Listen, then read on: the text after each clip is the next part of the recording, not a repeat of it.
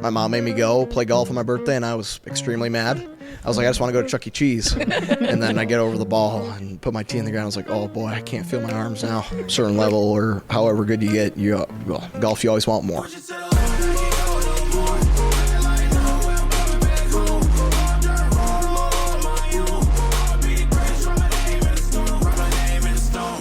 Welcome to the Athletes in Sports podcast. We have a very special guest today, Carson Herron, professional golfer from Minnesota. Now, Carson, a lot of people know your dad, Tim Herron, and a lot of people know him from his nickname Lumpy. Mm-hmm. I got to ask, how did that nickname come to fruition? Do you know? Yeah, I know the story. So basically, he was working at Woodhill Country Club. It's across the street from Wayzata, where he'd play. He was picking the range. That was his job. So the guys in the shop or whatever, they're like, oh, you don't have a nickname yet. And he's like, well, do I need a nickname? And they're like, yeah, go pick the range, and by the time you come back, we'll have a nickname for you. So he goes and gets all the balls at the range, picks the range, and they're like, oh, what's up, Lumpy? And that's how he got his nickname. And he's like, wow. I hate that nickname. But that's how he got it. So. And how old was he when that happened? I think he was probably 15. 15. And it stuck with him still to this day? Yeah, it's stuck. Yeah. Can't say he likes it, but that's just the way it is. That is crazy. Yeah. Now, I heard from your speaking engagement earlier, people call you Lumpy Jr. Is that yeah, is that sometimes. True? It just depends on the group of guys I'm with. But some people call me that, yeah. And you were Garson. Was that Garson? Yeah, right? Yeah, just because of the mishap on the bag. Yeah. Can you share that story? Yeah, so basically I was returning for my junior year at University of New Mexico, and we did get some new coaches. My previous coaches, my first 2 years, went to Mizzou. And then my new coaches one of them came in from University of Little Rock, Arkansas, and one of them just quit pro golf and had, come in to coach. And I think a mishap happened when they were giving the people the names to stitch on, and pretty much it went from Carson to Garson. And I'm like, well, that's not a C, that's a G. So that's pretty much what happened. And I as I said earlier, I got that silver Sharpie and tried to pencil out the G and just make it look like a C. Oh my god! So it was like a makeshift bag for a little bit, but funny. It was a funny story, and that's why some of my buddies will just say, "What's up, Gar?" back on that team, but they're the only ones that know. So. Well, now we got the inside scoop, so watch out. We might call you Lumpy Jr. Garson. Yeah. Well, now, so growing up with a dad who was on the PGA Tour, like how was that, and especially for your golf career, like was he home a lot, or was he gone a lot? Were you playing with him, or did you just kind of fall in love watching him, or kind of yeah? Like how did that all work out as a dad that was playing on tour? Yeah, I mean it was kind of different depending on the age. Like I just felt like as I grew up I was around him more, but when I was like 3, he was playing really good golf, so he wasn't home at all. And by the time I got to like 15, 13, we were starting. I mean, he was still playing a bunch, but we'd play a lot of golf and. At Wayzata, especially, and when he was home. So we play, almost every day or go practice every day. So it was really fun to grow up with him as like my mentor, and my dad just showing me the ropes. So. How old were you when you picked up your first club? Do you remember? Probably 2. I mean, Ping gave me a putter with my name on it and stuff. Just, and I'd whack a tennis ball around the yard with that, and just basically what every kid does, just hit that ball or do whatever. Not like and then, when I was 5 or 6, I remember they would make me go to the junior clinic, and it was on my birthday one day, and When's your birthday? July 24th, Okay. and my mom made me go play golf on my birthday, and I was extremely mad. I was like, I just want to go to Chuck E. Cheese. So don't want to go to Chuck E. Cheese, actually. Not anymore. Not anymore. No. But that's what was fun when you were like 5 or 6, go play these games, and so that's what they made me do. And I used to hate golf then. So, but when I turned 10, that's when I really started to like it. So that's when it became fun for me. Ever since, when I picked up the club originally, I didn't really care. But then when I turned 10, started playing with my dad and do all this fun stuff. So I was like, let's keep playing. And did you have siblings at all? Yeah, I got 2 younger brothers. They're twins. They're 20. Okay. So. And are they into golf too? Yeah, they're really into it. They both play D2 down in Florida. One of them's at Rollins College and one of them's at Flagler College. So they compete against each other then? Yeah, they compete against each other. So, it's competitive. It's all competitive between me and my brothers and my dad, and talk a lot of crap. So got a built-in foursome right there. Yeah, we got a built-in foursome, and, it gets, it basically, my dad will be with one of them and I'll be with the other. And, once one of us wins, it's like, we're not going to let them hear the end of it. So, okay, I want to go back to when you were 10. Like, what flipped the switch for you to love golf instead of dread going? Yeah, so I went and watched my dad at the 2012 U.S. Open at Olympic Club. So that's pretty much what switched. I met Tiger Woods on the putting green, got his autograph. I was like, wow, this is pretty cool. Like, everyone knows this guy. And then Ricky Fowler is wearing his all orange. Everyone's trying to get his autograph, and then I somehow snagged it. And I met a bunch of these other, like, cool golfers like Vijay Singh, or got their autograph at least, and Padraig Harrington, just like guys that everyone looks up to as a golfer at least. So that flipped the switch. Just watching my dad hit cool shots and playing the U.S. Open, it was pretty sweet. Mm-hmm. Now, did you play multiple sports growing up, or was kind of golf your main focus? Yeah, I played multiple sports. I played kind of everything except like hockey and soccer, actually. I mean, I played basketball until like freshman year of high school or sophomore year, just recreationally.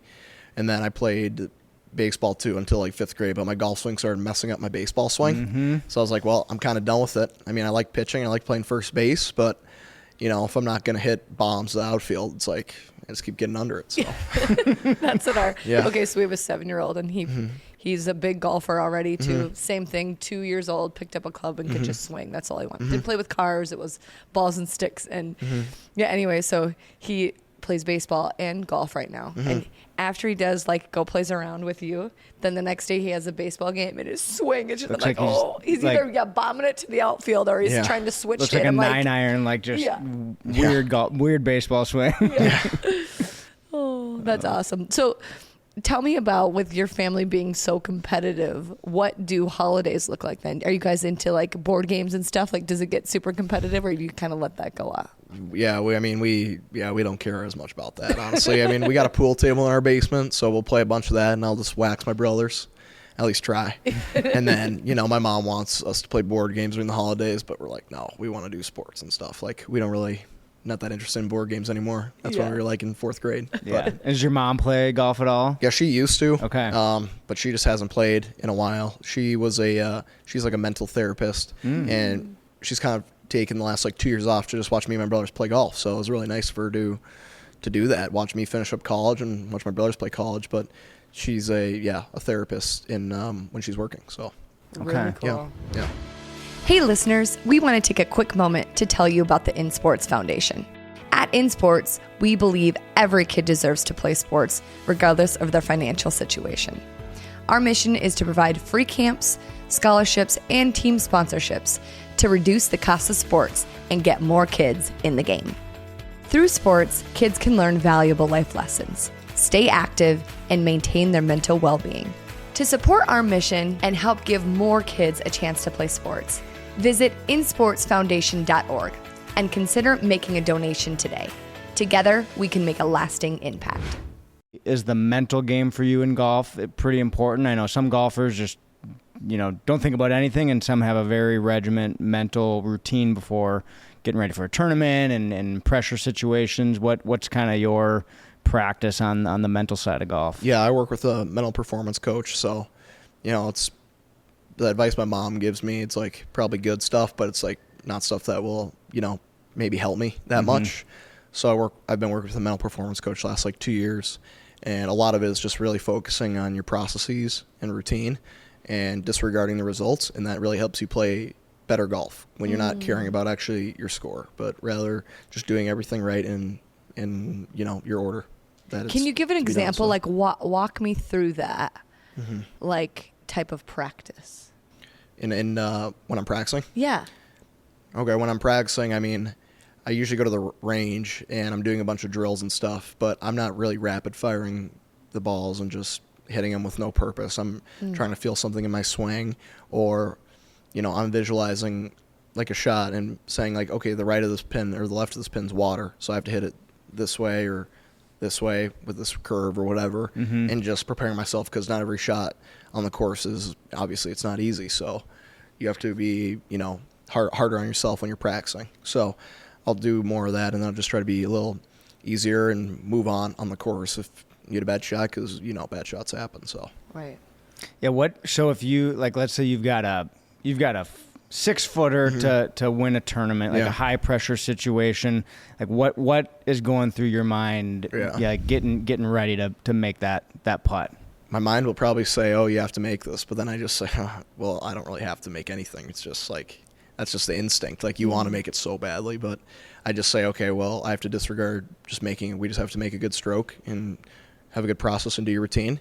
And once you hit it, you can't control anything because greens are imperfect surfaces. So, pretty much I just try to really get into my process and routine, and just try to disregard the result because it's so easy to get caught up and make or miss when putting or any situation. So Yeah, that's so powerful. yeah, Just not you can take that into any part of your life, I feel like, Yeah. So very cool. Yeah.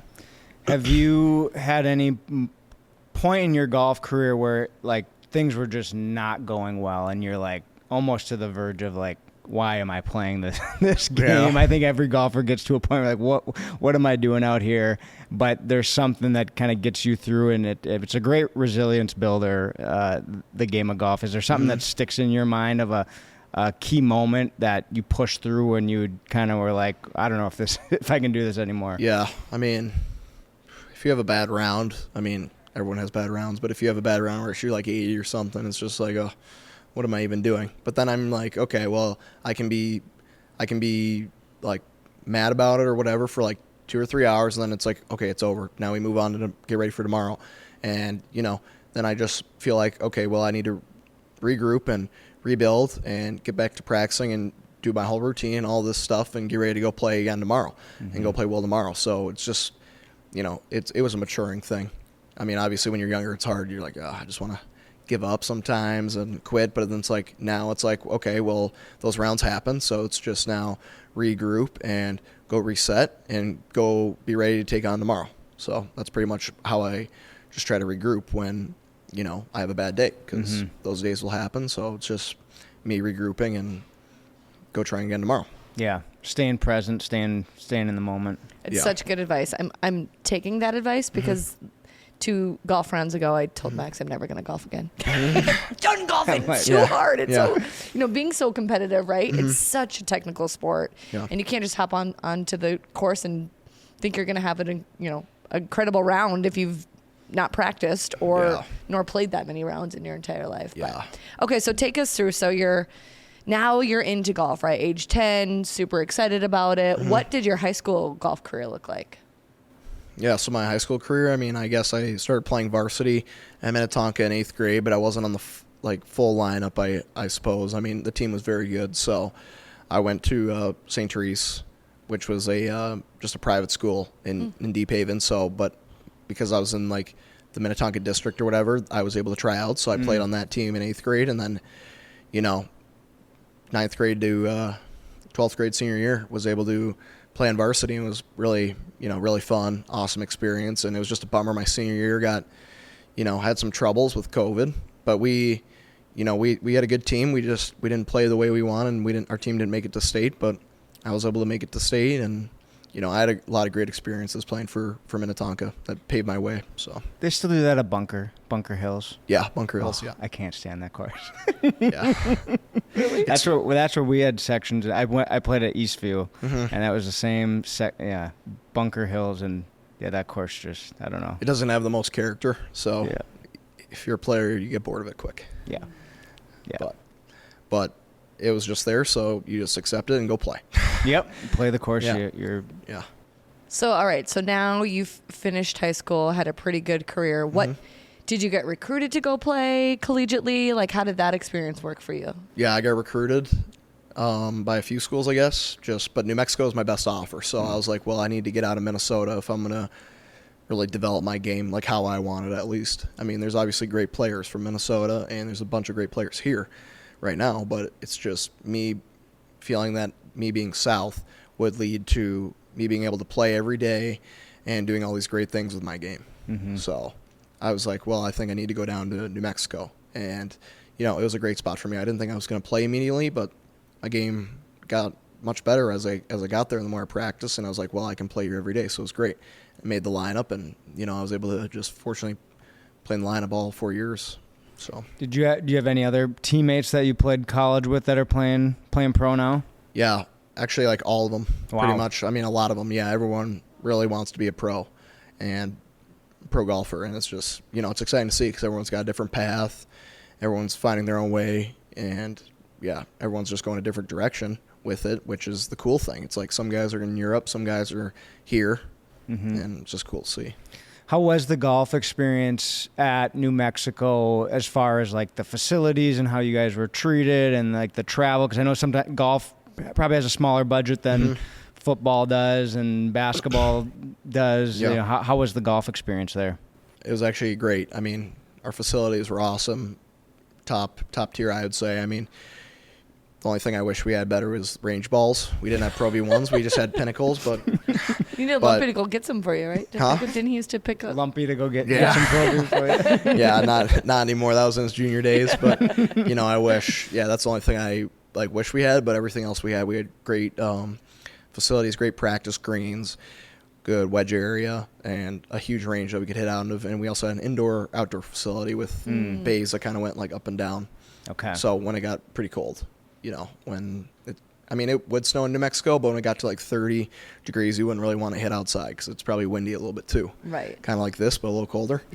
But yeah, the facilities were great, and when we would travel and stuff, the team was really fortunate to get good flights, and we would have to usually go through Phoenix if we were going somewhere a little further away, or Dallas. But the team was really well taken care of and got great apparel, great gear, sponsored by Pinger Titleist, just stuff you probably took for granted then. Now that I'm a pro, it's like, well, you shouldn't take it for granted because everything comes at a price, and you got to build those connections and stuff. So Yeah. Any funny stories that come to mind from college golf, whether it was teammates doing something goofy or travel I got experience? a bunch of funny stories. I mean, one day I went to sleep early, and my roommates were all from Texas, and they wanted to wake me up. Whatever. I probably went to sleep at 9:30 my freshman year, like I always did, and they were sick of it. So one of them started banging on my door with a club, and he put a hole in it. He's banging on it with the 6-degree, put a hole in it, and then, other nights those guys would just probably have a few too many beers or something, and one night they lit my door on fire in the fire alarm. Were you sleeping again? Yeah, I was sleeping again. They lit my door on fire. They put like hand sanitizer on my door, and then like lit a match, and then the fire started, and then the fire alarm went off, and Is this in the dorms or? Yeah, it's in the nice like gated community dorms, just for kind of athletes or whoever I guess wants to. But those are some of that's one of the crazier stories. I mean, I have a bunch, but that's just from freshman year, and that's one that stands out. I was like, that just really stands out. Something I probably won't forget. So do you like your sleep? Is that what you're saying? Yeah, I like my sleep a lot. It's like now I need to get sleep. I mean, I woke up early today and took a nap. To you? I woke up at 6:15 today. Okay. And then did some stuff, and then I went back to sleep for a little nap before I drove here because I was like, and then I had to wear a Red Bull, make sure I was refreshed. I was like, I can't be too groggy when I'm talking in front of everyone. So, yeah. What is your pre-game routine or round game? Routine? Golf. Yeah.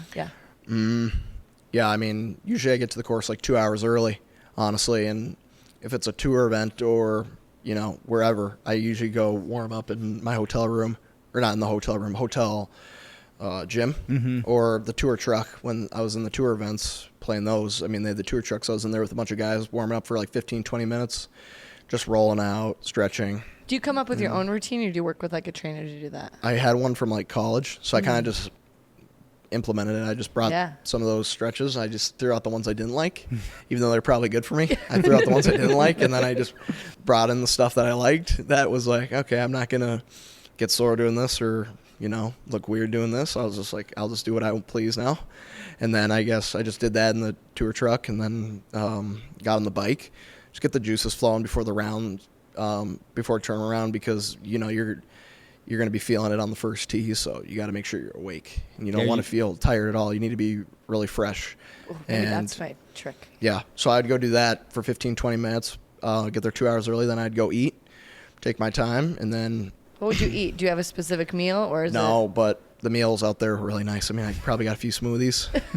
Got a smoothie before the round, and, I'd make sure I don't really like hotel eggs. It's just they're fake, kind of. They are bad. Yeah, they're horrible. bad. It's just I don't know what it feels like. I'm eating like plastic or something. Yeah. I don't like it. Yeah. But I just try to eat some eggs, a lot of protein, some bacon, maybe a sandwich, some bread, and put some hot sauce on the eggs maybe if they're actually good eggs, normal eggs. And then I try to have a smoothie before the round, or maybe 2. Just if I had to burn some time, I just have another one, honestly. And then why not? Right? Yeah. And then I just go put on my shoes to start. I would just actually work out in my shoes because I wasn't doing anything too intense. So I was just basically just stretching in my golf shoes and stuff. And then I'd make my way out to the range like hour and 5 minutes before my tee time. Then I would go putt, hit, chip, putt. And then just make my way to the tee like 10 minutes before, make sure I'm not late, because that would be, detrimental. Yeah, what happens if you're late on... You get like a penalty. I mean, at any tournament, you can't be late. It's like, well, if I'm either coming for something like this or one of those events, I just cannot be late. But if I'm like going to hang out with a buddy, I'm probably going to be 5 minutes late. So that's just, I don't know. Honestly, that's how I roll. Back in college, I couldn't be late for workouts, like first 2 years. Otherwise, you're running ramps, you're running upstairs, you're doing a bunch of stuff you don't want to do. So really taught me, my coach really instilled in me like the timeliness and being responsible and showing up on time. Like even if it meant we were scurrying out of the door and pulling up right on the number or a minute before. Mm-hmm. It's like if you show up like at 6:30 with 6:30 workout, you're considered late. So you got to get there 6:29. It's like, cut it close, too many days, but we got there. But that's pretty much my warm-up routine before a tournament, just getting dialed in and, just make sure I have a fresh state of mind and body feels loose enough, but, that's just pretty much it. And you played in 2 PGA events this summer. Did those feel any different than any other tournament you played in? Was there a little extra pressure that you felt, getting to the first tee especially to start the tournament? I mean, at the John Deere, I Monday qualified in, so I had never felt anything like that. And, for me, it was really exciting. I mean, obviously there's other guys that have been in that position and played more events than me, but I was like, well, this week is just about me learning and doing this. So, because what did you shoot at the Monday qual? Usually you have to 6 under. Yeah, and I was in a playoff too, so it's like, I could have went one lower and I wouldn't have had to sweat the playoff, but the playoff was exciting and good experience. Yeah, it was a great experience. But then when I get on the range, I actually feel just fine. I'm hitting the ball great, and I'm just minding my own business. Everyone's minding their own business out there because you're playing your game. You can't really worry about what other people are doing, like ever in golf. It's just you and the course. So that's what I was just focusing on. But then when I got to the first tee of the John Deere, it's just like, I was like, I'm starting to feel nervous. I'm starting to feel it. I've never felt this. And then I get over the ball and put my tee in the ground. I was like, oh boy, I can't feel my arms now. And it's just like, I should have hit driver. My dad was like, you should just hit forward off this hole. And I was like, well, why would I do that? And he's like, you say short of the bunkers. And I was like, oof. And I hit the ball so poor. I was so far out on this really short hole. I was like, what am I doing here? And I wish I would have hit driver, but I was able to salvage a par. So, well, that's good. Yeah, you don't want to start with like a double or something. Yeah, I know. That would have really. The next hole I made a high number. I was like, here we go. Well, now I'm settled in. But it was a really cool experience, and it was just I'd never felt that before, so it was just cool to be there and really take it in. And then you got to play at the 3M Open. Yeah. And, in your home state. How was that experience? That was sweet, just to, have all my friends and family here supporting me. It was just, something I really can't take for granted. It's just, not everyone gets that opportunity to come or go play in your home state with home crowds watching you. So it was really cool just to play in that. And the first round was on my birthday too, so that made it that much sweeter. Back to when your mom brought you, to a golf thing when you were little and you didn't like it. Cheese, full circle. PGA Tour quite the flip in 18 years later. Oh, funny. Yeah. What made you so? what after, your college years, what made you want to go pro, and like, how does that whole process work? Well, turning pro, you basically just, just declare you're going to go pro. Oh, Yeah. So pretty much like believing in yourself Yeah. that you're like, all right, after this, I'm going to. Yeah, you basically Try to just say, qualify? okay, I'm going to go pro, and you're doing a bunch of qualifiers and such, and then you're also doing you're basically doing a bunch of qualifiers, and you'll just sign up for mini tour events to try to gain that experience. So that's what it takes, like right after college. So Do you know someone who could benefit from this episode? If so, please take the time to share it with them. Whether it's an athlete, a coach, a parent, or just someone who loves inspiring stories, we want to get this message out, and we need you to help make that happen. And you won the Minnesota Am. Open. State Open in State Open. 2024, yeah. Okay. And how was that experience? Because what course was that at? Rush Creek. Rush Creek. Okay. Yeah. And how old were you there? 22. 22. 22. Or week before I turned 22. So Yeah. whatever. Yeah. Around there. Yeah. But pretty it cool was experience. Yeah, it was a great experience. I was still an amateur, but it doesn't. I don't really think of it as much of whether I'm amateur or pro. It's just me going and playing. So I wasn't playing like super great leading up to it, but in that final round, I was just able to turn on the jets kind of and just make a bunch of putts and just push the envelope a little bit and do some fun stuff there. And I hadn't really played super well, as I was mentioning before that, so it was just kind of cool to put myself in that position, and then I was able to win in the playoffs, so it was a pretty surreal day. Yeah. What was your celebration afterwards? What'd you do? Got drunk. But Cocktails. I had a bunch of Guinness. So I was eyeing down the Guinness in there, but that's what I had with my buddies. I put it in the trophy and drank out of the trophy, and I tried to go practice the next day, and I realized, well, that was pretty inefficient, so I should have just stayed in bed. Yeah. or just done that. But I just had like a few buddies in my basement, and we just listened to some music and just good times, play some billiards, and yeah. But that's kind of just celebrate accordingly. Okay, have you been to Ireland before and had that Guinness out there? No, Tastes completely different. Yeah, I heard it's much smoother and better, and that's what I'm looking forward to. Going over there with my dad and brothers, and hopefully playing the golf over there. And I heard it's pretty sweet. So, and I'm excited to try the Guinness. Yeah. And so with the In Sports Foundation, we talk a lot about goal setting to the kids that we work with. Usually we have them focus on SMART goals, kind of setting these smaller goals. But as a college athlete, professional athlete, you've got to set big goals for you to get to that point. And looking at your future, 10, 15, 20 years down the road, like what is your big goal in the golf world? I obviously want to be like a PGA Tour winner, leave a lasting impact, at least play on the tour, and just be known for being a good guy out there, hopefully, and just inspiring other players, because that's what my dad did to me and a bunch of other people in Minnesota and in the U.S., I'd say. So that's something I'd like to do for sure. It's just kind of follow in his footsteps, and I think I'm doing well to start, but I always want to just push myself further. So. Do you think if you didn't go on that trip with your dad and watch him play, do you think you would be where you're at right now? Probably not, honestly, but you never really know. But I think that was just the thing that clicked for me. Yeah. And just propelled me to go further and, really start working at it. And, it obviously takes time to get to where you want to be. Obviously, if you become a certain level or however good you get, golf, you always want more. So it's like, well, you just have to keep working and pushing yourself. So that really, going on that trip with my dad and my family, watching him at the U.S. Open, that really propelled me to work hard and, see those guys. And now any tour event I go to today or watch on TV, it's just like, okay, well, I can learn something from this guy's game or this guy's game. So, And it sounds like you're going over to the Asian tour. Yeah, the final qualifying. Okay. Yep. Okay. When does that start? December 17th. Okay. In Thailand, so Wow. it's going to be uncharted territory for me. Is there a lot of Americans that go over there and do that? I wouldn't say a lot, but there's, I don't know how many, but it's obviously more Asian people than Americans, but there's a fair share, I'd say.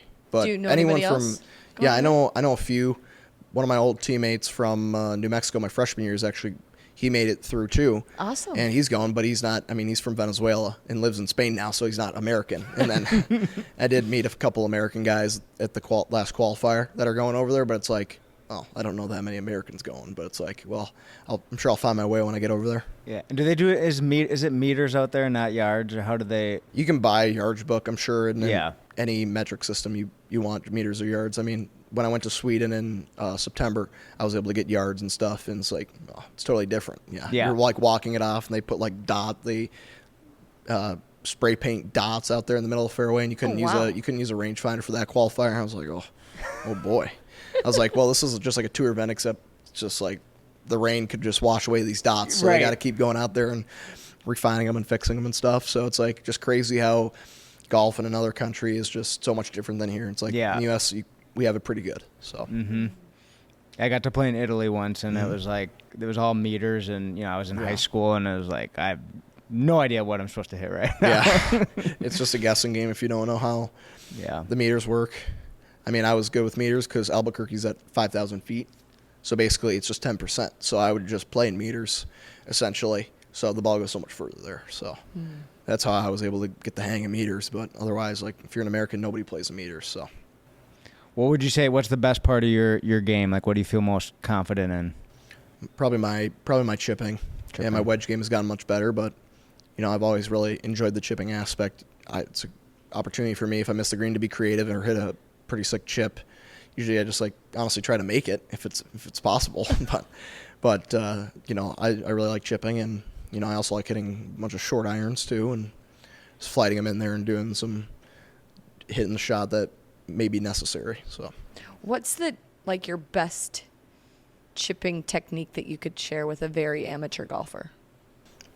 I mean, a lot of people think you want to use the bounce of a wedge, which is just basically underneath the leading edge would be here, and the flange the bounce would be under here. And a lot of people think you need to go like this, but if you're just a beginner, it's just good to practice ball first and just hitting it low, and you don't really need to do too many fancy things on your chip shots. Just trying to get it within 10 feet or however. Or hit it. Yeah, or just hit it well. Make contact. Make contact. Yeah. If you were to give advice to, especially for Minnesota golfers, because it's a whole nother game, and there's only so much time you can play outdoors, and if you had any advice to give to some aspiring younger Minnesota golfers, what would that advice be? Yeah. I mean, obviously when I was playing high school, I was like, gosh, I want to get out of Minnesota just because you're hitting in the dome. But I would say even the practice you do in the dome or in an indoor simulator, it all counts. I mean, and it doesn't go to waste. So just know that the practice you're doing is still very useful if you make it intentional. So it doesn't really matter. I mean, obviously it's better to hit off grass, but if you're putting the work indoors, you're gonna be just fine. That's what I'd say. That's a good plug to try to get a simulator in our house. Yeah. Yeah. We're already working on that. What do you think, as you now being a professional golfer, right? What do you think golf has taught you?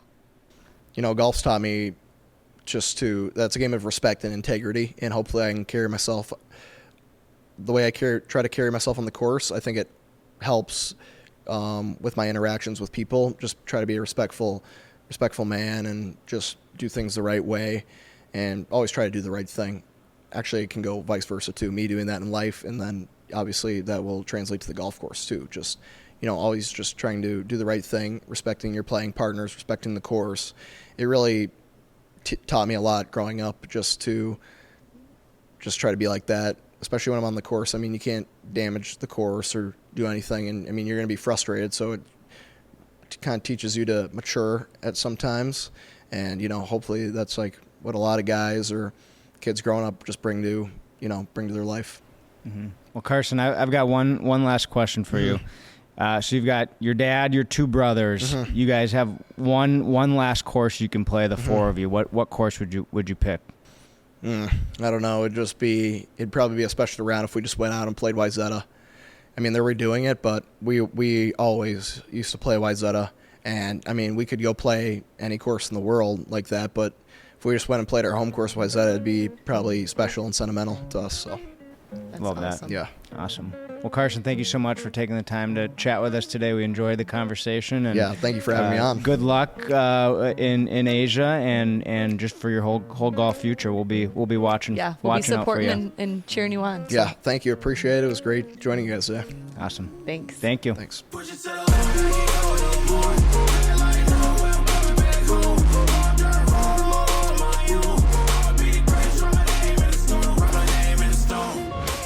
Thank you so much for tuning in to the Athletes in Sports podcast. If you enjoyed this episode and want to hear more from inspiring athletes, we encourage you to subscribe to our podcast and follow us on all of our social media channels.